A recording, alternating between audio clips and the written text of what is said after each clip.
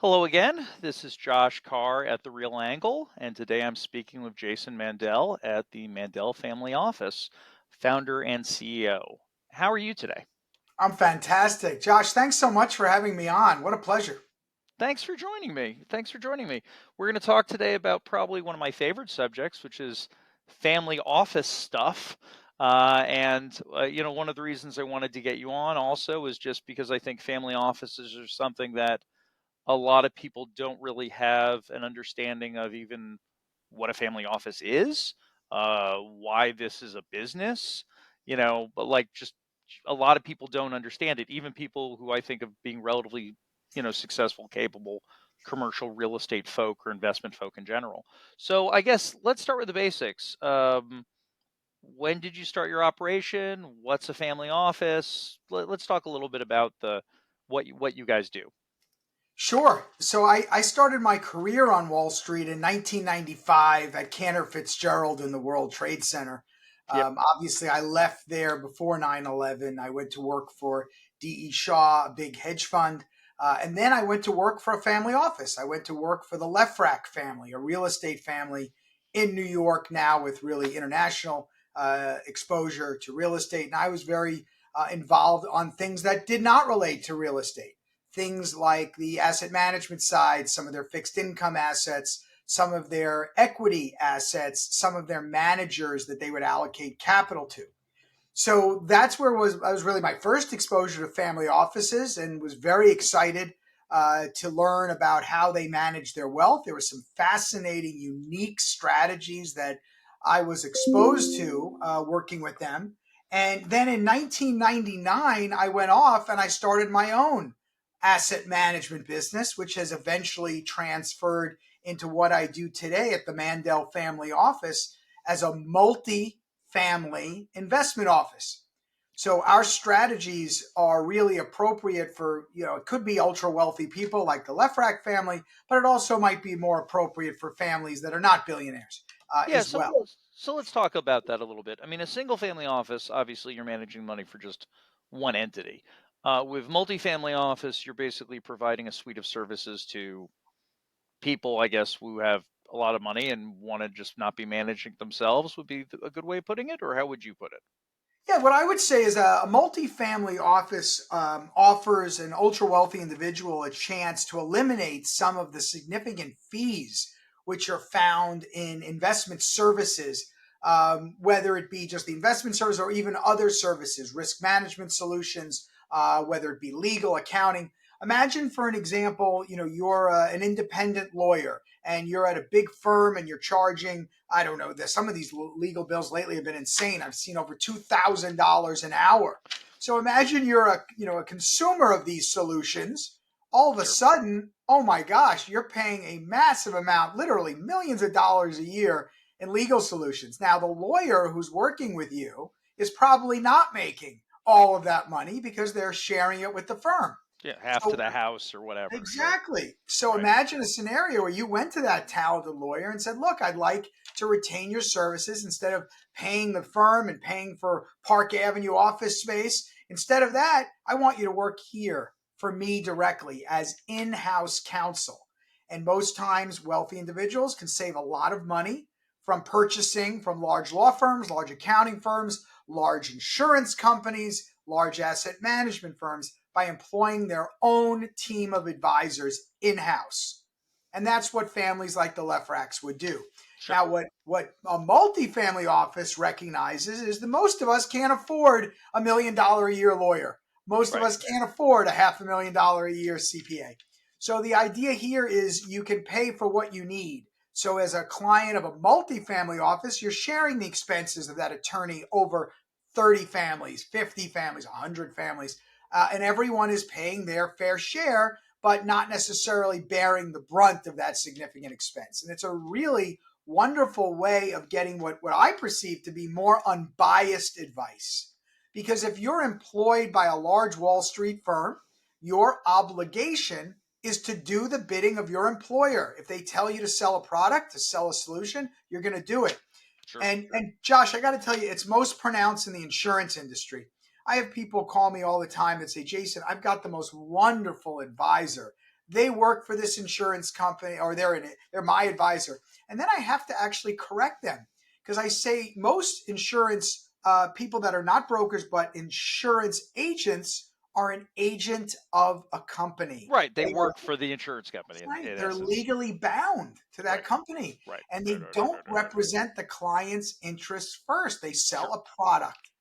And insurance brokers are slightly different. They have an independent relationship. They still are paid by the carrier, but their legal responsibility is to the client. And I think it goes to be said for all areas of financial advice, legal, accounting, and that's really what we bring to the market. We have a holistic view of how to Right. handle that relationship. And I'd imagine even with, I can definitely understand how once you get, to second, third generation, that they definitely need, so, or often need investment help because maybe they're just not investment professionals. But even I'd imagine the first generation, I mean, just because you're great at, say, real estate development doesn't mean you know the first gosh darn thing about anything else.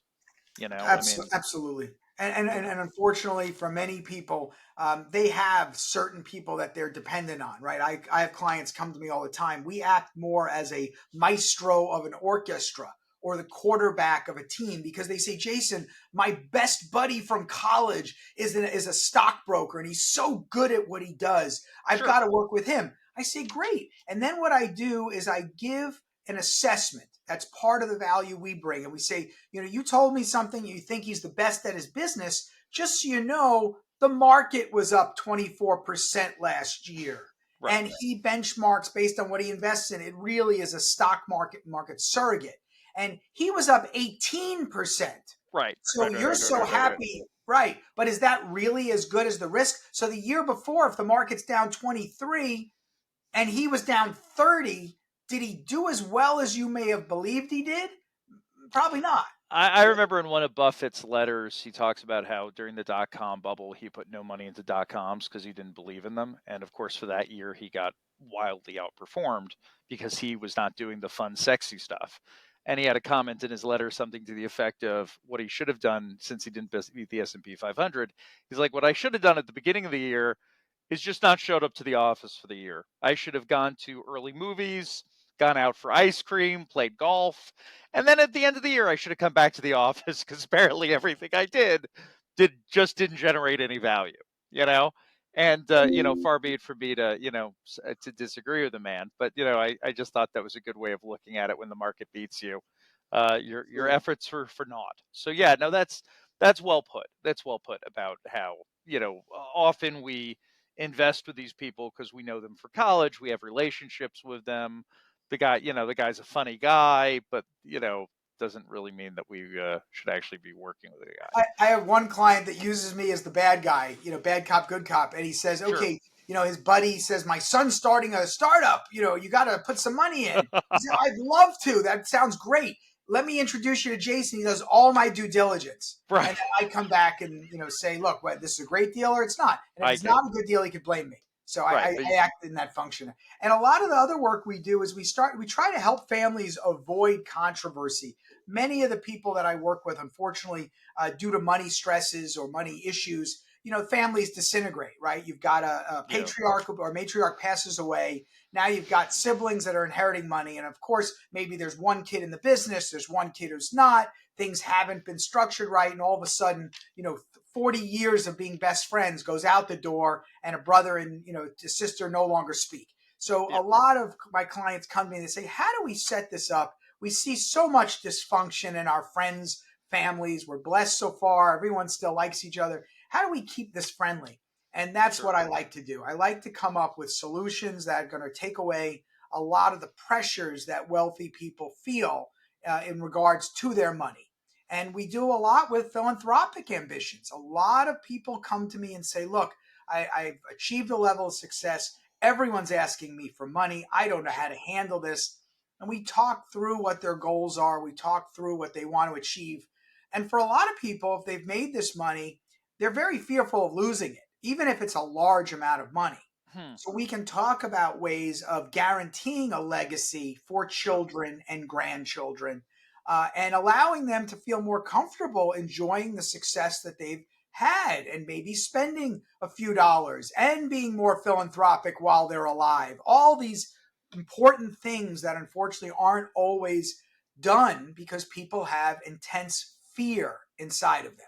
So I like to think of myself as a coach or as a holistic advisor, somebody that can look at the big picture, talk through what the goals are, and try to coordinate all of these advisors, because you'd be amazed. You've got a lawyer with his own agenda. You've got Sure. some CPA and she wants what she wants. You've got the money manager who's got a clear agenda, which is they don't want to lose money ideally because they want Right. to keep managing and charging 1% a year. And then you've got this insurance broker who, frankly, has a unique situation because there is a chance to make a very substantial commission on the sale of products. And Right. sometimes those products are not always in the interest of the client, even though they may be principal protected products. We bring to the table some very unique approaches when it comes to insurance solutions. We went so far as to buy an insurance agency, terminate all the salespeople because we really don't need them, Sure. but utilize the agency to accomplish goals that our clients have. So, for example, if a Interesting. client, yeah, like, so for example, if a client said, I want to know that my grandkids each get $1 million or 10 million or whatever the number Whatever the is, number is. Sure. we can accomplish that oftentimes with an insurance solution because it's guaranteed AA credit of a financial institution. And because they don't want to pay for it, we use a bank to finance the premiums that are necessary to guarantee this type of legacy solution because Oh, it comes in completely tax free. There's no chance of encumbrance from a creditor, any judgment proof, right. It's an insurance divorce proof. policy. Right. Right. He's Right. got all these great attributes. But most people don't like insurance because they know a broker's making a big commission. We eliminate that. We oftentimes use something called an enhanced cash value rider. And these riders mitigate the commission or at least elongate when it's paid over an extended period, making the surrender value very high. And most Hmm. insurance brokers don't like doing this because it really does affect their compensation. But for us, it's a wonderful tool to give our clients a solution that they're not finding in the marketplace. See, this is why I wanted to talk to you, because what I find interesting about this is it's more than just you're providing a service. Like the fact that you basically have your own little in-house insurance company, if you will, Mm-hmm. that Brokerage. is brokerage. Sorry, that you have your own in-house insurance brokerage business. That's more than just I'm telling you what I think. That's you're also running an entire side business essentially as this insurance brokerage business, which And again, we I have just in-house legal counsel, Josh, as well. there we So go. I had a client last week. He called me up. He's like, "Look at this document. I got to fill this out. This lawyer wants $4,000 for a two-page document." I said, "I'll tell you what. Send it over here. Let me see it. Our in-house counsel will probably review it for you." And he was able. It was a document he's very familiar with. It was Sure. really a form document. He filled it out. It probably took him 8 minutes, Right, because he's and he seen was it a very thousand times before. Yeah, yeah, yeah, yeah. right. Yeah. And he was very, and obviously we don't charge our clients for that. So by Right. being a client of our firm, if there's basically, you want to set up an LLC, you want to look at a basic trust, we You can can do just do that that. stuff in house. Now, when it comes to accounting, we also work with very close relationships with CPAs. So Right. we in house do what I call a CPA review, where we check out a CPA, we see what their background is, they have any issues, anyone's litigating against them, and Right. then we look at the actual tax returns. My in-house team reviews their tax return. Now, I could produce tax returns with another group we work with. That's possible. A CPA firm could do it. We don't make any money on that. It's not a revenue side, but clients sometimes ask us to do it. But the most practical thing that we do is what we call our tax what if. What if we were doing the tax return? How Yeah. would it What look would you different? come out with? Sure. Sure. Sure. Sure. And a lot of times we're looking at tax returns with significant capital gains taxation. I have a capability of eliminating all capital gains taxation. Let's And talk we about that recommend it. because that's Sure. something I wanted to talk to you about. Talk to me a little bit about the capital gains thing because I know you and I were chatting earlier about that Sure. because I found fascinating. Yeah, I'd like to tell you that it's so complicated and I'm such a genius and, you Right. got to hire me for $1 billion. The reality is what I do, I discovered it when I was working for the Lefrak family, but I've been very involved in it since, 1999 when I started my own firm. This is just an area that today is getting more institutional adoption than ever before. So it's a simple idea. We all probably recognize that life insurance has certain attributes. One of the main attributes is the tax free growth of any cash inside the policy. So if Right. you're looking at a whole life insurance company, they may be tied to a dividend issued by an insurance company. Call it 5 or 6 or even 7%, which can grow tax free. And that's why many people buy insurance, because if you go to a bank and you're lucky enough today, you can probably get a 5.5% CD. If you really shop well, it's taxable. If you were Right. to get a dividend of 5.5% inside your Mass Mutual, your New York Life policy, your Northwestern Mutual policy, all of these whole life insurance companies grow their dividends tax free. Very Right. compelling. If you work for a universal life company, if you buy a universal life product, your asset, your cash, is not tied to a dividend. It's tied to an index, just like it sounds. Maybe it's the S&P 500 index. Right. Right. Maybe it's a proprietary index. The S&P index tend to have a cap, 9, 10, 11%. The proprietary indexes sometimes have no cap. So, for example, a company like National Life has an index called Pace Setter. It's uncapped upside, managed, I believe, by Societe Generale Bank. And it's compelling because you have the upside of a stock market performance with no downside. Mm. That's very exciting. Yes. Now, the next level of solution is something called variable life. Variable life insurance is not principal protected. It's tied to not an index, but maybe a selection of investments. And So then it you goes have, up or down. Sure. Sure. yeah, Sure. so you have untaxed upside, but it could lose value. In that structure, that's what the concept of private placement life insurance is. And that's the vehicle that I like to utilize for clients that want to wrap their entire portfolio inside of what I call a magic umbrella. And And, this and this umbrella does not, yeah, and it's this not is the against part I rain. find fascinating because Exactly. traditionally, when I think about variable life, I think about stocks. And what you're saying is basically that one can put there's no reason you can't put any assets in there, real estate, what have you. Yeah.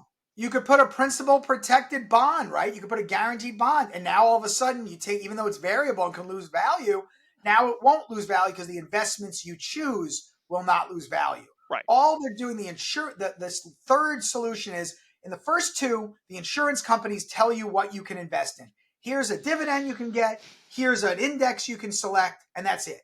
This third level is you appoint a money manager. The money manager works with the insurance company. They select the investments, and they could Right. be hedge funds, they could be stocks, bonds, commodities, it Sure. could be a collection of exotic cars.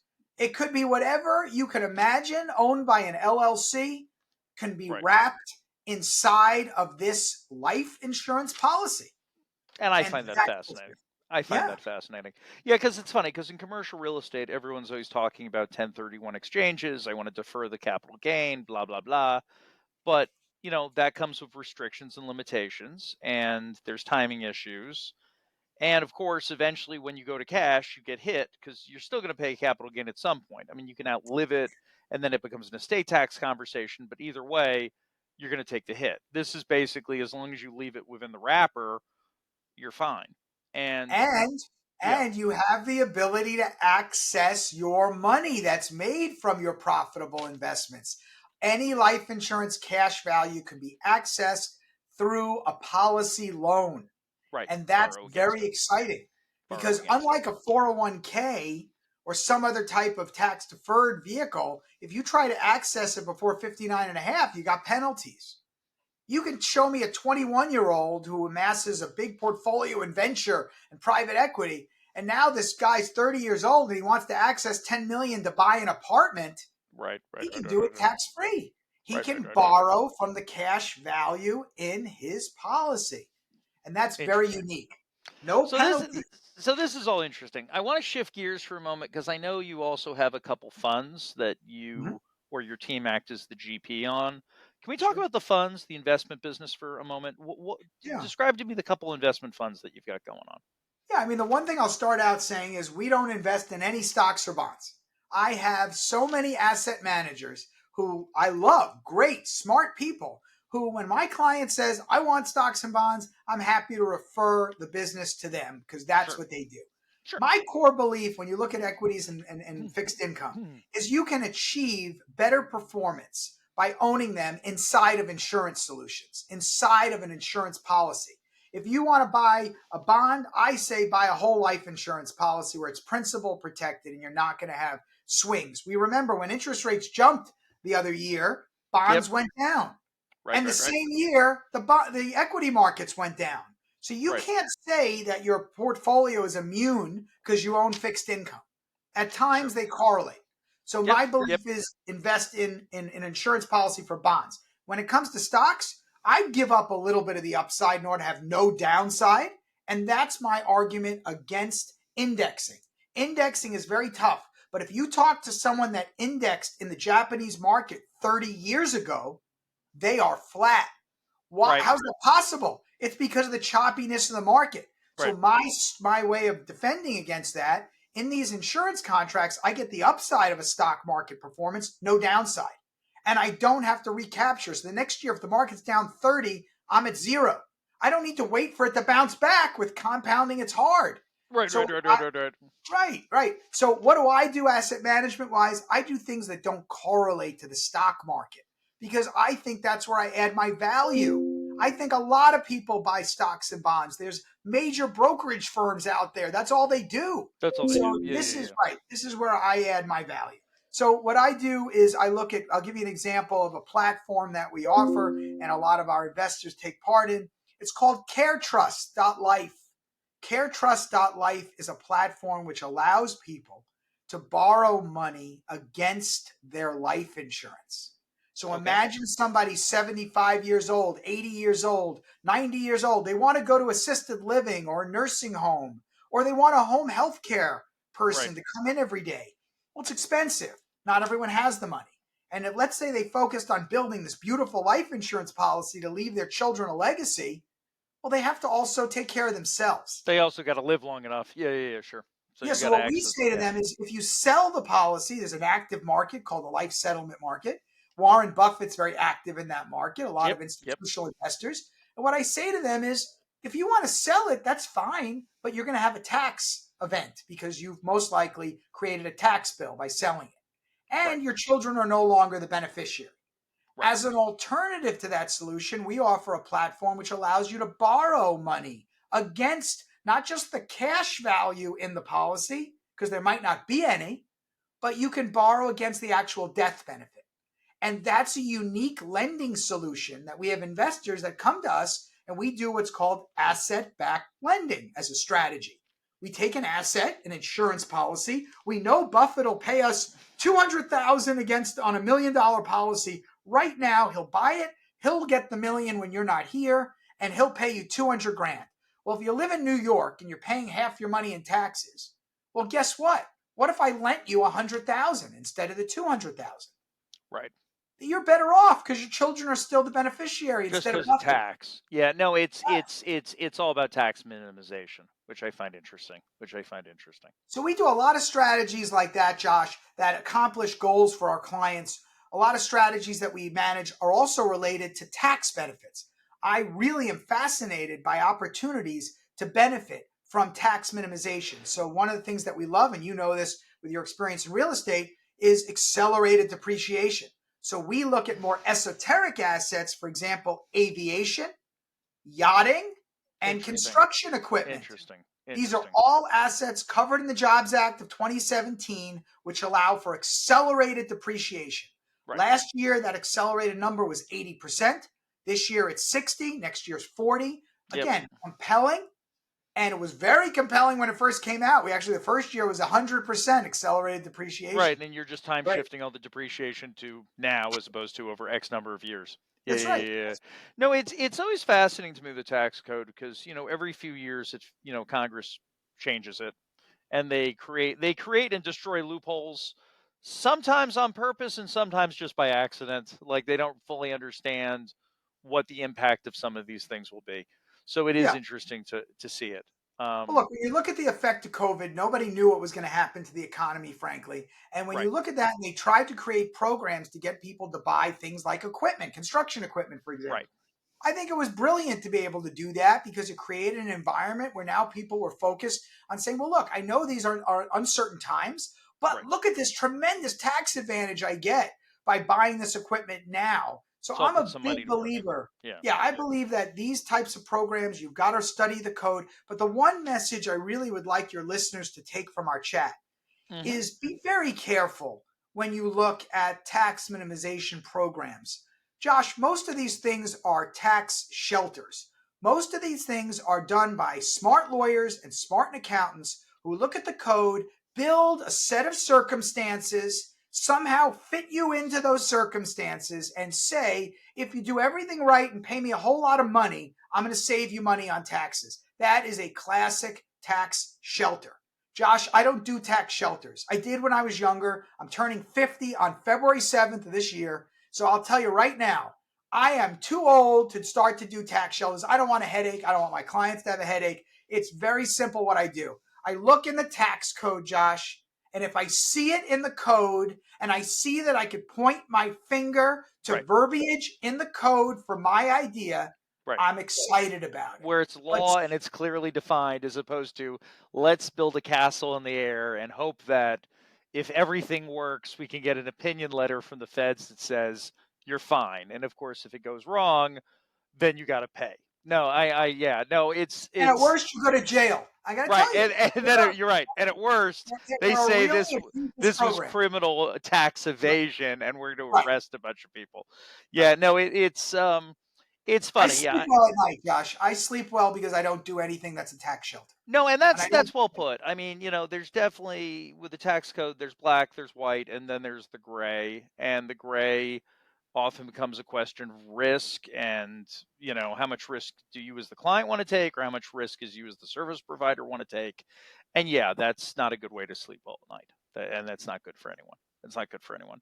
And I'd also say, based on my understanding of the tax code, I mean, they create enough ways for us to minimize tax like in black and white before we have to get all fancy and weird with it. I Yeah, mean, I got Josh. You've nailed it here. I'm amazed. I sit down with lawyers, accountants, money managers all right. day long. Right? I'm Sure. on Zooms. I'm in personal meetings, Sure, and sure, I sure, am sure, sure. discussing things that are so clear to me as somebody with 30 plus years in the risk management industry.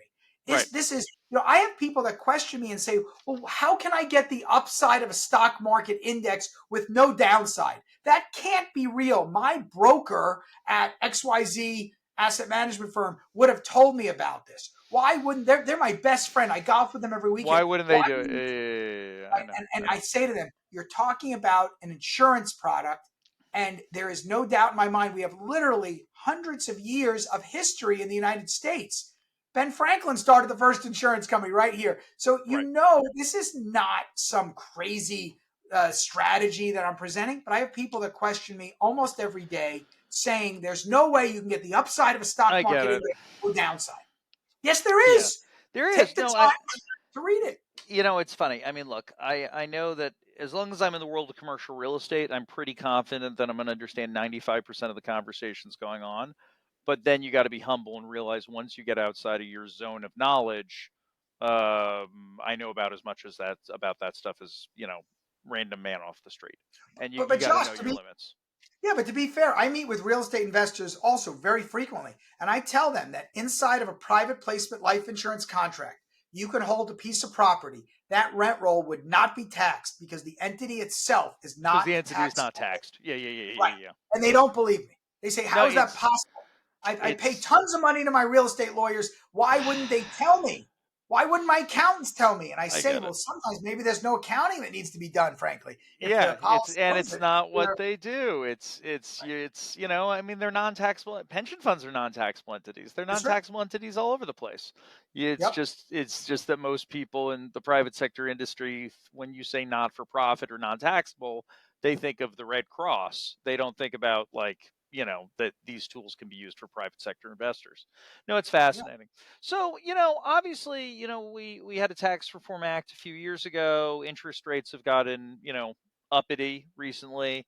What do you see on the horizon as far as things coming down the pike that your investors, your clients are most worried about? What are the things that are keeping your guys up at night, so to speak? Yeah, I mean, I'll tell you, I just got off a call this morning, and the biggest concern, this is a gentleman who employs 500 workers at his company. And Okay, you know what he told me? He said, look, interest rates can go up, they could go down. Stock market can go up, they can go down. We've done a good job of mitigating his volatility in his investment accounts. sure. We've mitigated some of the risk. But he said to me, he goes, Jason, help me recruit, retain, and reward my workers Yeah, because I'm investing so much in finding them, on keeping them happy, right. and they're still leaving. They're offered $20,000 somewhere else. They're going to leave. They're So not what loyal am I to me. doing wrong? Yeah, Help me. incentives, human capital. Yeah, Yeah. yeah, So yeah, I yeah, came yeah. up with an idea for them, and I said, look, you're giving these people nice salaries. Great. They're wanting more, which is they're entitled to. But instead of just giving them a cash bonus, I proposed the idea of the company creating a program which could give them a tax free retirement plan or a tax free income plan for people that are young because they don't Right. need to be retirement age in these plans. You don't have to wait till you're 65. You can actually collect on these plans in 15 years. So you show me that talented 35-year-old that you don't want to see leave, And and I'll you'd find a like to way to. see them, and I will retain them. So he said, well, how are you going to do this? I said, let me create a program that you own these structures. You own it. You tell me how long you want them to work until they vest into this special plan, right? This is different than the 401k in that we don't know what the tax rates are going to be when they pull down from their 401k. And Right. most of the 401k investment solutions are stocks and bonds. This could be tied to something that's principal protected, can't go down in value. So what I said to him is, I said, you own this contract. You tell me, is it 5 years? Is it 7 years? Is it 10 years? Is it longer? That they control or they get a portion of it that they vest in. So he said, look, in 5 years, if they give me 5 years, I'll let them vest in half of it. After 10 years, I'll let them, the whole thing, let them control it. It's theirs. The entire benefit plan, the entire income plan is theirs. And he Right. said I could always add another plan to the table down the road if I want to retain them longer. So I thought that was very fair what he said. So what I said is there are structures that we have that we could contribute into a structure for, let's say, a commitment of 3 years, because he knew what his horizon is. He knew what his assets are for the next 3 years. He wasn't uncomfortable. For 3 years, in this case, he was going to put $50,000 a year into one of these plans for a 34-year-old woman in particular he wanted to keep on his payroll. Didn't want to lose her. She was vital to the business. Sure. Pays her a lot of money, but he said he doesn't want to keep bumping up her salary 100 grand every year. That's Right. And not he what he doesn't wants want to to do. leave her, lose her over Right. something. Yeah, yeah, yeah. Right. Because clearly she's motivated. So what he wants to do is tie her in. So he said, okay, I'm going to put 50,000 a year in. Maybe he's going to put more, but the conversation was on that. After 3 years, he's done with his commitment. He's put 150,000 in for her behalf. At that point, this 34-year-old woman, when she turns retirement age at 65, she can pull down estimated $150,000 a year. The commitment he put in 30 Right. years later could be that yearly, and guess what? It's tax free. And he had no idea that he can do this. And by the way, if this woman leaves before she vests, guess who owns the plan in a few years when it Right. It starts comes. cash flow? The company does. And Right. guess what he can do? He can sell at a present value the future cash flows from this contract. It's a value, it's an asset of his business. Right. So when Right. his Right. Right. kids Right. come Right. into the business, imagine how much nicer it is if they're generating 5 million a year tax free, just Sure. walking Sure. in Sure. the Sure. door every year. Yeah, yeah, He yeah, could yeah, set yeah, yeah. them up that way. So again, that's an example, Josh, of a plan that most people have no idea can be instituted. And by the way, I could finance 100% of it. It doesn't need to come out of cash flow. A bank will finance his company. He's got great cash flow. They'd love that. No, look, this has been very interesting. It's fun to talk about the insurance stuff. It's fun to talk about the risk management stuff, and yeah, no, it's definitely going to be curious to see what comes down the pike. I don't want to say I'm amazed that they haven't shut this one down as much, but it's in the code. It goes back to the Not only fundamentals is of it the code, insurance. it's the basic idea of the entire insurance market. You would It's the whole destroy business. hundreds of I thousands of know. employees, I know. the biggest lobby we've ever seen in this country beyond I the know. medical industry. There's no way it's going away. Now, could they one day cap it for a billionaire and say, look, Sure. it's unfair? And to be clear, Ron Wyden, who's a senator from Washington, he actually said he heard about it, and he said, I want to learn more about this. He did some senatorial investigation. He said, what is this? How can a billionaire pay no taxes? And what Right. he figured out is it's life insurance, and he can't do anything about it. It's regulated by the states. Could they one day seek to cap the amount that you shield Sure. from taxation? Yeah, Sure. that's possible. And that's my argument to my clients now. Do it now so Get you in get now. Sure, sure, grandfathered sure, in. sure. No, but I mean, it's the same arguments they've had about Social Security. A billionaire on, getting Social Security payments, it seems ludicrous. But yeah, no, I hear you. I hear you. I hear you. Well, look, it's very interesting. We got to talk a bit about insurance. We talk about the role of a multifamily office. I guess last question I have, and then I'm done. You've built this business, you've gotten clients. Getting clients for family office, old school networking, working relationships. How are people finding you? It's all friends referring friends, right? Not as often as you'd think. They don't sometimes don't want to share my skills with their friends. I find Oh, most of my business comes from lawyers and accountants because they're interesting. fighting with an idiot asset manager or idiot insurance broker, and they Got it. just want people that are aligned with the client's interests. Someone they And can that's work with. how we approach it, right? And That's we offer interesting. solutions they're not going to find elsewhere. I So did I have a not. That is surprising, but no, I mean, but that makes sense. That makes sense. Yeah, Well, lawyers and accountants. Josh, I never wrote a book before up until I had a client that never allowed me to publish. I wrote a book. It got published 2 months ago. It was number one on Amazon in the Cool. areas of taxation, portfolio management, and insurance. And I was only able to write the book. It's called Demand Transparency. And Okay. I was only able to write it because one of my clients used to say I could not publish. And they paid me enough. It was okay. Now I don't have to. He passed away, unfortunately, and his kids didn't employ me. Sure, So sure. I'm in a position where now I've actually written a second book just on the strategy of PPLI that'll come out this spring. So again, I think a lot of people sometimes want to just keep these ideas because, like what you said, they were concerned if too many people knew about the ideas, the IRS would somehow I do away get with it. Secret sauce. I mean, if I had a golden goose that gave me golden eggs, I'm not telling anyone where the eggs came from. I just keep the goose in the house. Yeah, no, I get you. I get you. No, that's an excellent point, and this is why I do these because it's fun to hear people's perspectives and kind of at least I get to challenge my own perspectives. But no, that's interesting. Well, cool. Well, look, I think that's good. We've gone through a lot of stuff. Jason, again, thank you very much for your time. And I'm glad we got to discuss all of this. it. Absolutely. Thank you. I appreciate everything that you do, Josh, to share this kind of information with the public.